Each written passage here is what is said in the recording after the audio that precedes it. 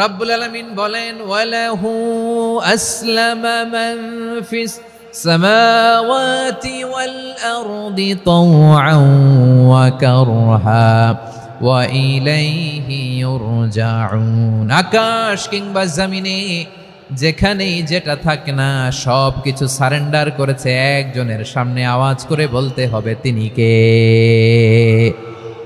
সব আল্লাহর সামনে সারেন্ডার করে। সারেন্ডার। আমরাও আল্লাহর ইচ্ছার সামনে সারেন্ডার।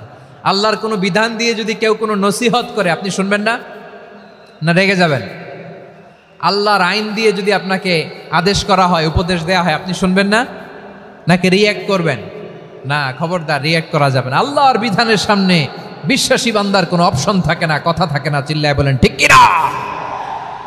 ঠিক যেমন সাইয়েদনা ইব্রাহিম আলাইহিস সালাম আত্মসমর্পণ করেছেন।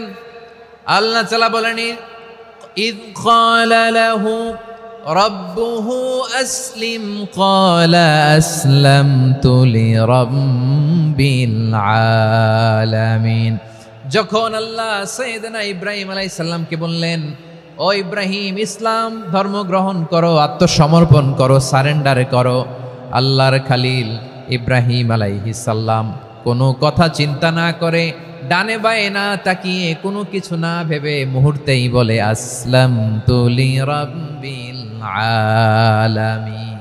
গোটা বিশ্বের রব আল্লাহর সামনে আমি ইসলাম ধর্ম গ্রহণ করলাম, সারেন্ডার করলাম। সুবহানাল্লাহ বলেন। আল্লাহ বলতে দেরি, সারেন্ডার করতে দেরি নাই। এভাবে নিজেকে আল্লাহর সামনে সঁপে দিতে হবে। আবার সাইয়েদনা ইউসুফ আলাইহিস সালাম বললেন তাওয়াফফানি মুসলিমান ওয়া আলহিকনি বিস-সালিহিন। ও আল্লাহ, মুসলিম হিসেবে তুমি আমাকে মৃত্যু দাও আর নেককারদের সাথে তুমি একত্রিত হওয়ার তৌফিক দাও। তাহলে আত্মসমর্পণকারী হিসেবে আমরা বাঁচতেও চাই, মরতেও চাই, ঠিক কিনা বলেন? তাহলে 10টা বৈশিষ্ট্যের প্রথম বৈশিষ্ট্য হচ্ছে আমরা আল্লাহর সামনে সারেন্ডার করব।